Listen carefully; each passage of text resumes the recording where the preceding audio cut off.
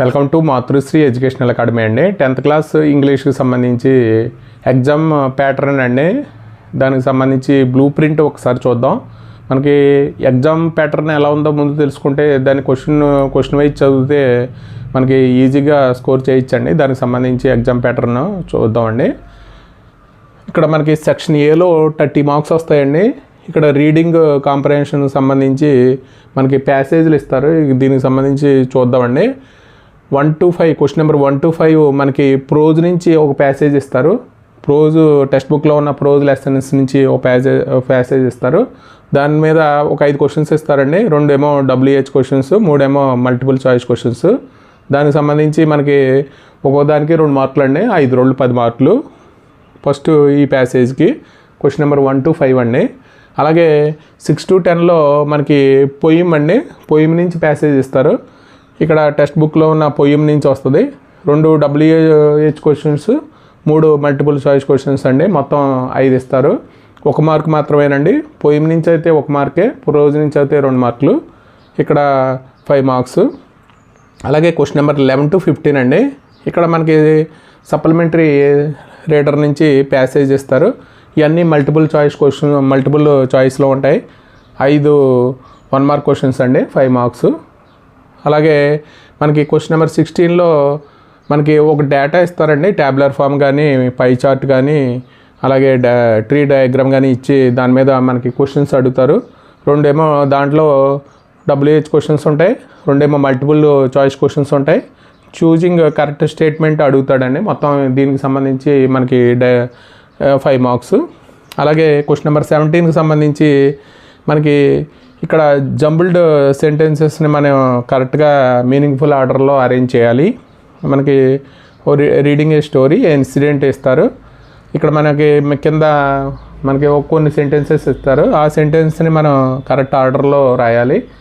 ఇది 5 మార్క్స్ అండి. మొత్తం టోటల్గా రీడింగ్ కాంప్రహెన్షన్కి సంబంధించి 30 మార్క్స్ వస్తాయి సెక్షన్ ఏలో.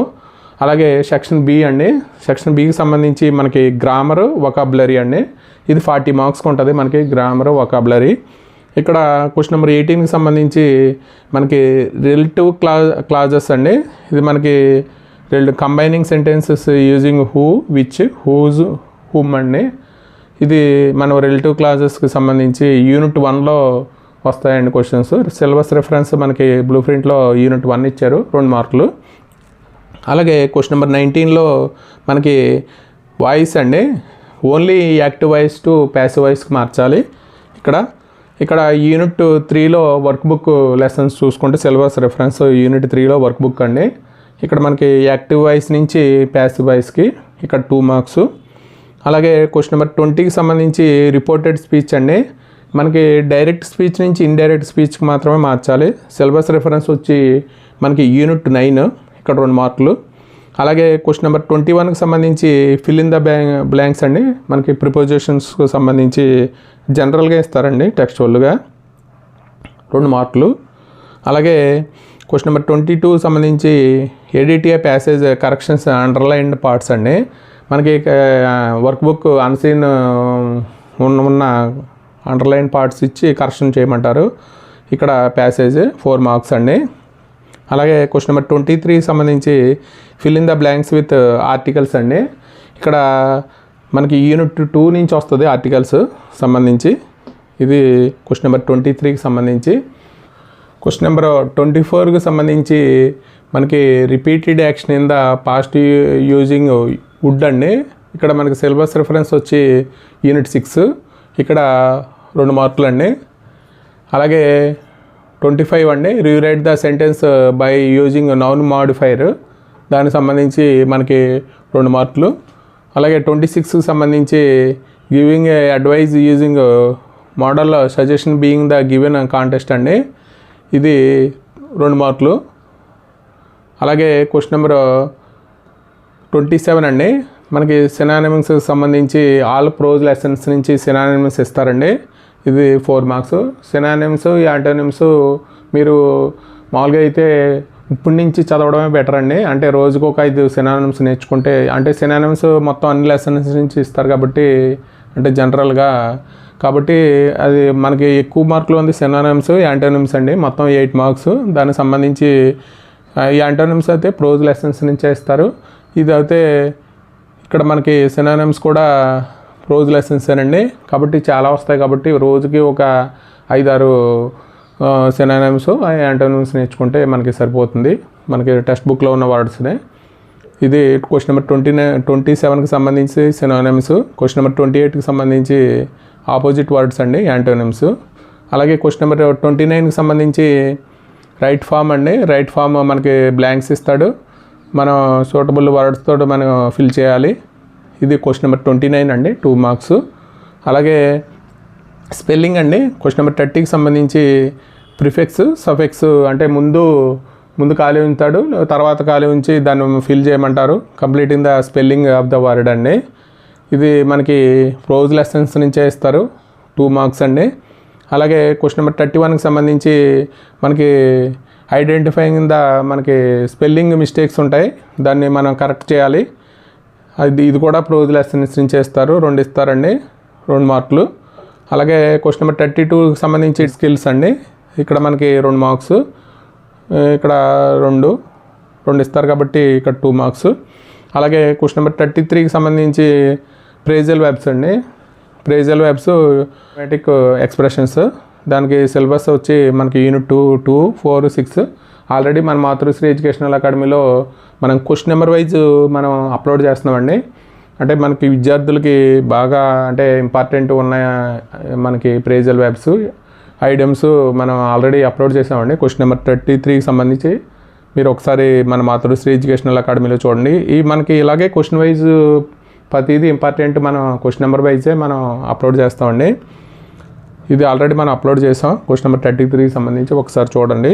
అలాగే క్వశ్చన్ నెంబర్ 34కి సంబంధించి మనకి మ్యాచింగ్ అండి, మ్యాచింగ్ ఇస్తారు.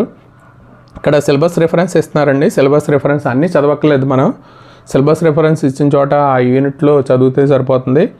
ఇక్కడ మనకి 4 హాఫ్ మార్క్ 2 మార్క్స్ అండి, మనకి 4 ఇస్తారు మ్యాచింగ్. అలాగే ఇక్కడ మనకి సెక్షన్ బి కంప్లీట్ అయిపోతుందండి. సెక్షన్ బికి సంబంధించి మనకి గ్రామర్ అండ్ వొకాబులరీ 40 మార్క్స్.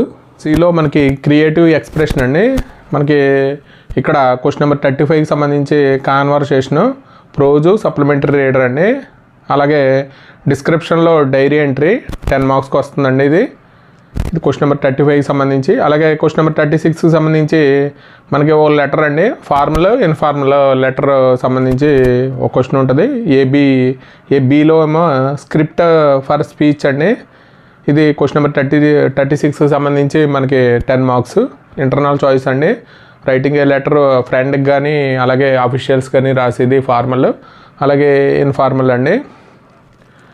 అలాగే స్క్రిప్ట్ ఫర్ స్పీచ్ అండి 36లో బీకి సంబంధించి. అలాగే మనకి ఇవన్నీ మన టెక్స్ట్ బుక్ లెసన్స్ నుంచి వస్తాయండి, స్క్రిప్ట్ ఫర్ స్పీచ్ కూడా. అదే 37 question number 37 framing WH questions అండి. మనకి సప్లిమెంటరీ రీడర్ నుంచి వస్తుంది. ఇది మన క్వశ్చన్స్ ఫ్రేమ్ చేయడం అనేది WH క్వశ్చన్స్ ఆన్సర్స్ చేయాలి. ఇది సప్లిమెంటరీ రీడర్ అండి. అలాగే బీలో మనకి ఇన్ఫర్మేషన్ ట్రాన్స్ఫర్ అండి. మనకి ఇక్కడ టేబుల్స్, ట్రీ డయాగ్రాము లేకపోతే బార్ డయాగ్రామ్ ఇచ్చి పై చార్ట్ కానీ ఇచ్చి దాని మీద మనకు క్వశ్చన్స్ ఇస్తాడు. మనకి దాంట్లోనే ఉంటుంది మొత్తం ఇన్ఫర్మేషన్ అంతా. ఇది 10 మార్క్స్ అండి మనకి. ఇది మనకి ఈజీగా వచ్చే క్వశ్చన్ సెక్షన్ సిలో మనకి కాన్వర్జేషను, అలాగే లెటర్ రైటింగు. ఇక్కడ మనకి ఇన్ఫర్మేషన్ ట్రాన్స్ఫర్ సంబంధించి క్వశ్చన్స్ చేసుకుంటే మనకి 30 మార్క్స్ వస్తాయండి. క్రియేటివ్ ఎక్స్ప్రెషన్కి సంబంధించి మనకి ఎక్కువగా కాన్సన్ట్రేషన్ చేయవలసింది మనకు గ్రామర్ పార్ట్ మీద ఎక్కువ కాన్సన్ట్రేషన్ చేయాలి మనకి. ఇది 40 మార్క్స్. మిగతాది మనకి అంటే టెక్స్ట్ బుక్ మిగతాయి అన్నీ మనకి టెక్స్ట్ బుక్ ప్యాసేజెస్ అట్ల మీదే ఉంటుంది, టెక్స్ట్ బుక్ రీడింగ్ అట్ల మీద. ఇది ఒకటి వచ్చి క్రియేటివ్ ఎక్స్ప్రెషన్ అండి. మనకి దీనికి సంబంధించి మన క్వశ్చన్ వైజ్ మాతృశ్రీ ఎడ్యుకేషనల్ అకాడమీలో మనకి క్వశ్చన్ వైజ్ మనం అప్లోడ్ చేస్తామండి. ఇంగ్లీష్ మొత్తం ఆల్ సబ్జెక్ట్స్. ఇక్కడ మనకి 3 మంత్స్ ఉంది కాబట్టి ఇది మీరు మన మాతృశ్రీ ఎడ్యుకేషనల్ అకాడమీలో మీరు చూసి మంచి మార్కులు సాధిస్తారని కోరుకుంటూ ఈ వీడియో కనుక నచ్చితే మీ ఫ్రెండ్స్కి షేర్ చేయండి, లైక్ చేయండి, సబ్స్క్రైబ్ చేయండి. Thank you for watching this.